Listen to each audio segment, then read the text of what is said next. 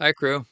This is my second recording because I messed up the first time. I didn't have full screen, full window, or full display, I guess that's the term. Okay, so this is called Notepad. Um, it's a free program with Windows, has been for years and years and years, since Windows started, basically. The one that comes with Windows by default is not this particular version. I had to download this from Microsoft. Again, it's free.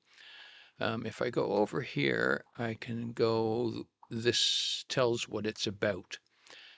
I'm sorry, this is about the app. Okay, so this is version 11.2501.30.0. Okay, that's the latest and greatest version. It has all these incredible things on it, like spell check, autocorrect. It has AI built into it and all that kind of stuff, which is really good.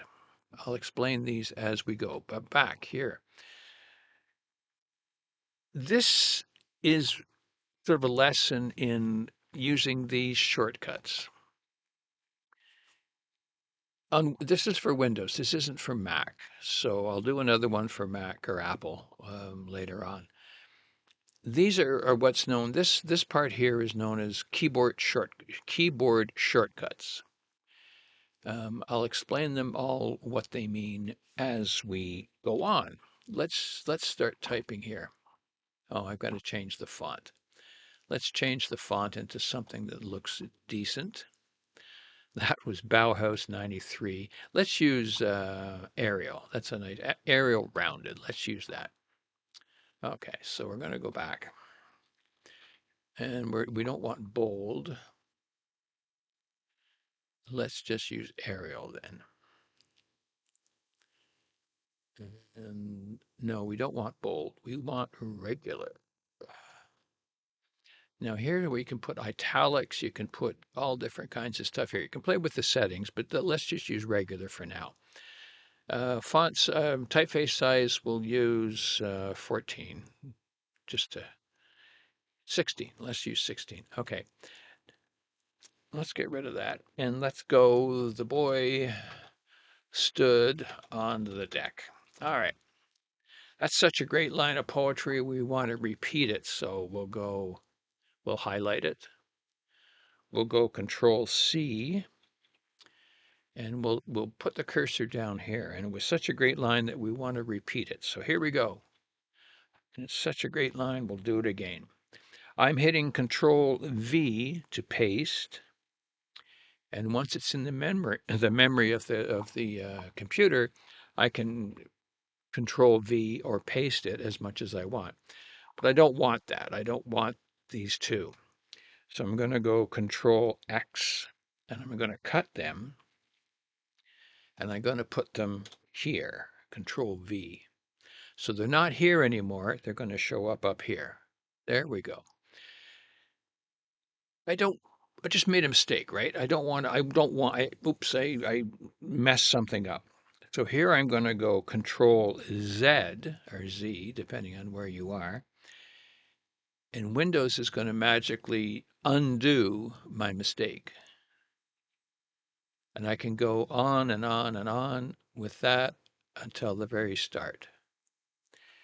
So everything is now gone because Windows got rid of it. If I go Control V, the last things that I copied or cut are shown. It's all very confusing, I'm sure, because you're not doing it on your own.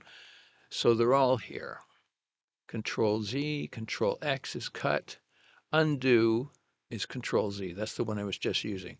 You hold the control key down, which is on the bottom left of your keyboard, and go with these letters. Now this shows a capital V, a capital C, a capital X. You don't have to worry about it. Don't worry about capitals or small. Just go Control Z or Control F with that. You can use, if I want to find the word deck, I'm going to go Control F and I'm going to look for a deck. And it's going to say, there it is. And I'll go F3. I think I can. Where's F3? Yeah, this is a funny keyboard. All right, we will not worry about that. We'll find the next one by going like that. And then if we try to find more, it says, okay, it will. Sometimes it says it can't find anything. If I want to find DECL,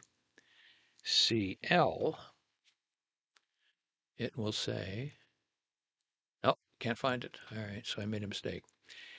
Autocorrect, which you saw over here, corrects some spelling mistakes. If it doesn't,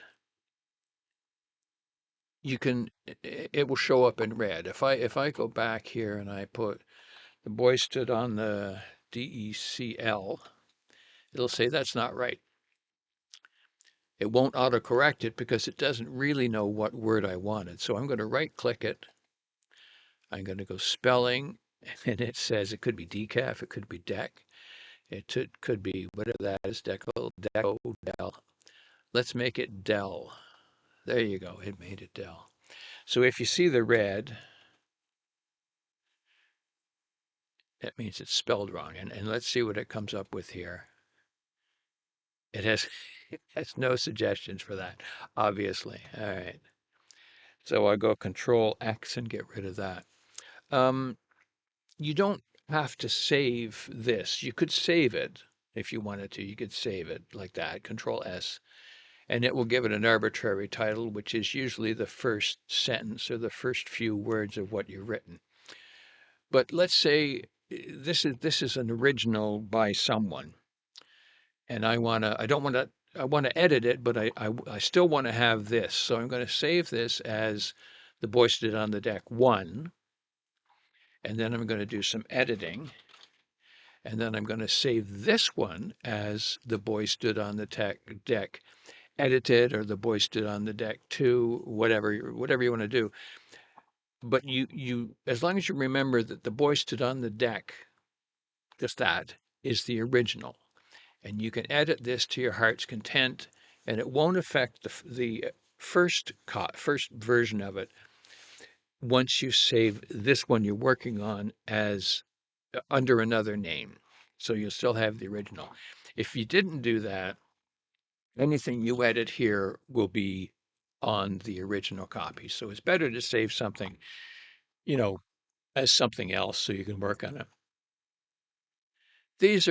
That's for printing. If you have a printer attached, I don't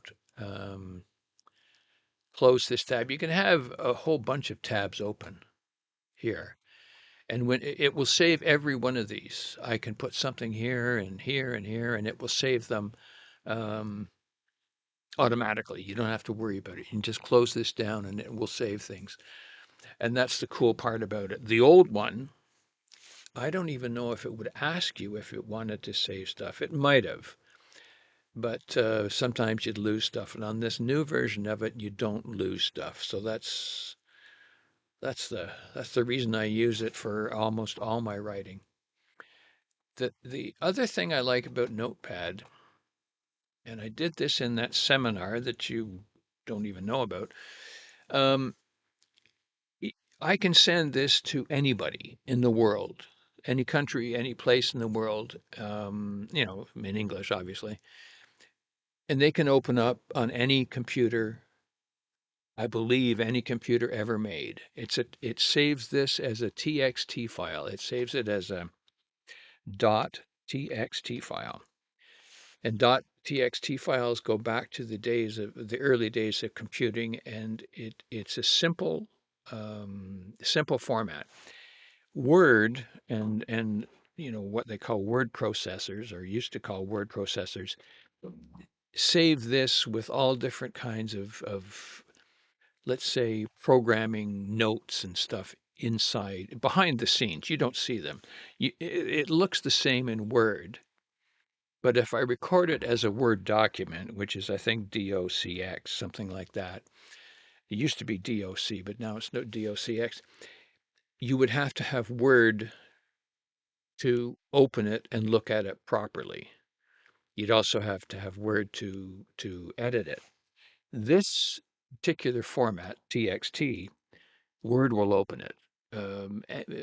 Office Libre will open it. Notepad will open it. If you have a Macintosh or an Apple product, they will open it.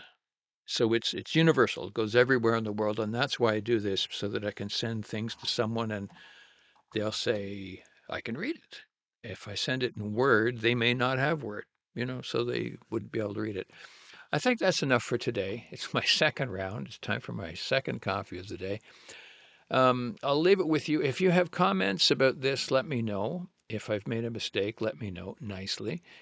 If you want me to record a video on something that you don't understand, now it could be Mac or Windows. I'll just have to figure out how to get to do this recording on a Mac. Um, that's it, I guess. Leave a question or comment, and that's it for today. Cheers, everyone.